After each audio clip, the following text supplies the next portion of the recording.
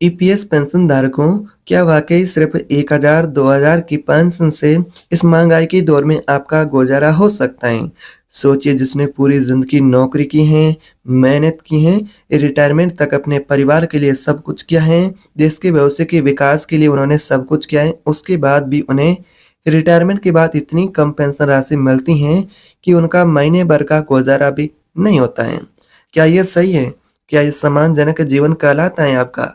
इसलिए लंबे समय से पेंशन की बढ़ोतरी को लेकर चर्चाएं भी चल रही हैं कि पेंशन को बढ़ाया जाए ताकि बुजुर्गों को सम्मान और सुरक्षा मिल सके। अलग अलग मंचों पर पेंशन के प्रस्ताव को लेकर विचार किया जा रहा है, जिसमें न्यूनतम पेंशन 7,500, साथ में डीए, मेडिकल की सुविधा जैसे कई सारे आपकी जो मांगे हैं उनको लेकर विचार हो रहा है। अगर ये प्रस्ताव लागू होता है तो पेंशन धारकों की, लेकिन पेंशन के प्रस्ताव और पेंशन की बढ़ोतरी की फिलहाल हकीकत क्या है, आज की इस वीडियो में नए ताजा अपडेटों को जानेंगे कि आपकी पेंशन को लेकर क्या अपडेट होने वाले हैं। क्या आपकी ये पेंशन की मांगे पूरी होगी? क्या सरकार इनको बढ़ोतरी को लेकर फैसला है उसको करेगी? आइए जानते हैं विस्तार से।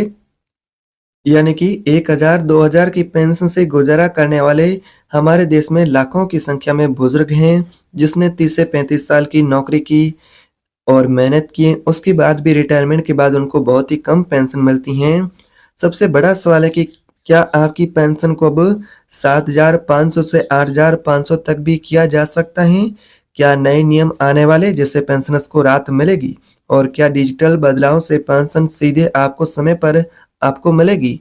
दोस्तों, आज हम ईपीएफ पेंशन में हाल ही के संशोधन और नए प्रस्तावों के बारे में बात करेंगे, क्योंकि वीडियो को अंत तक जरूर देखिएगा और चैनल पर पहली बार आए तो सब्सक्राइब कर दीजिएगा और वीडियो को शेयर भी कर दीजिएगा अपने साथी पेंशन भोगी उनके साथ। दोस्तों, हाल ही में पेंशन के नियमों में कई अहम बदलाव भी हुए हैं।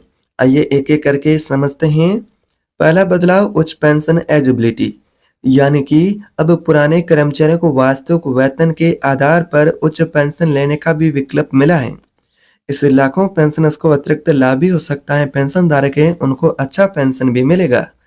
दूसरा यहाँ पर अपडेट आ रहा है, न्यूनतम पेंशन प्रस्ताव, यानी कि बढ़ाने को लेकर पेंशन को जो लेकर प्रस्ताव पेंशन भोगी ने सौंपा था उसको लेकर अभी जो वर्तमान पेंशन 1000 है, जिससे चर्चा है कि बढ़ाकर 7,500 किया जाए, लेकिन अब इस पेंशन के प्रस्ताव की फिलहाल हकीकत क्या है आगे विस्तार से जानेंगे।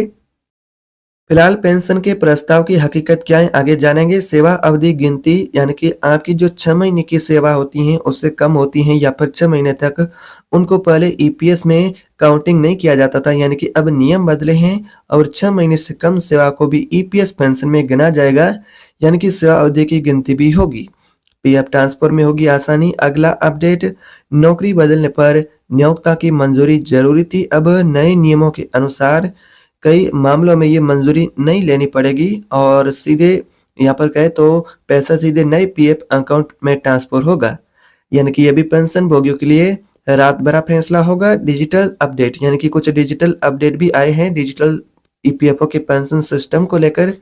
आधार से लिंक यूएएन के जरिए नाम, जन्म तिथि, दूसरी जानकारी ऑनलाइन सुधारी जा सकती हैं। अब जॉइंट डिक्लेरेशन भी ऑनलाइन जमा होगा। और इसके अलावा छठा यहाँ पर अपडेट है, सेंट्रलाइज पेंशन पेमेंट सिस्टम से जुड़ा, जैसे कि जनवरी 2025 से ये लागू हो चुका है। इसमें सीधे पेंशन आपको एनपीसीआई प्लेटफॉर्म के जरिए बैंक अकाउंट में पहुंच जाती है, यानी कि मिलती हैं।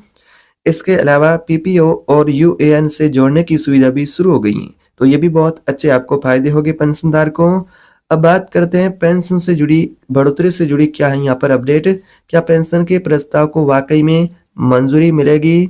क्या साथ में आपको डीए और मेडिकल की सुविधा का भी लाभ मिलेगा? सभी ईपीएस पेंशनधारक के पिछले 10 सालों से यही मांग कर रहे हैं कि सरकार पेंशन की राशि में इजाफा करे, क्योंकि वर्तमान में जो पेंशन मिलती है इस महंगाई के दौर में जीवन यापन के लिए बहुत ही कम है, यानी कि 1000 2000 पेंशन से महीने भर का गुजारा भी नहीं हो पाता है, क्योंकि इतनी महंगाई बढ़ चुकी है और पेंशन की राशि वही 2014 के संशोधन के अनुसार मिल रही। ऐसे में पेंशन की बढ़ोतरी को मांग का जो पेंशन भोगी है उसको लेकर यूनियन संगठन वो भी आगे आ रहे हैं। पेंशन भोगी संगठन है उनकी भी मांगे और ईपीएस पेंशन भोगी है उन्होंने प्रस्ताव भी यहाँ पर सरकार को सौंपा था कि जिसमें 7,500 की पेंशन, मेडिकल की सुविधा और डीए के यहाँ पर फायदे पेंशन भोगी को दिया जाए। फिलहाल न्यूनतम पेंशन है जो आपका 1000 मिल रहा है और उसे बढ़ाने को लेकर जो पेंशन का मांग पेंशन भोगियों का है 7500 करने का प्रस्ताव फिलहाल चर्चा में है। कुछ रिपोर्ट कहती है कि यह प्रस्ताव लागू भी हो सकता है। कुछ सूत्र कहते हैं कि ईपीएस पेंशन को 7500 की जगह 8500 करने पर भी विचार चल रहा है, लेकिन अभी तक कोई आधिकारिक घोषणा नहीं हुई है कि आखिर पेंशन की बढ़ोतरी कितनी होगी। यानी कि फिलहाल सिर्फ चर्चा और प्रस्ताव है, अंतिम मंजूरी आना अभी बाकी है। पेंशनर्स और ट्रेड यूनियन की भी मांग है। यानी कि पेंशनर्स और यूनियन की मुख्य मांगों के बारे में बात करें, जिसमें मिनिमम पेंशन मुख्य मांग है 7500 की, साथ में डीए और महंगाई भत्ता यहाँ पर कहे आपका महंगाई भत्ता भी जोड़ा जाए और मेडिकल की सुविधा भी जोड़ी जाए।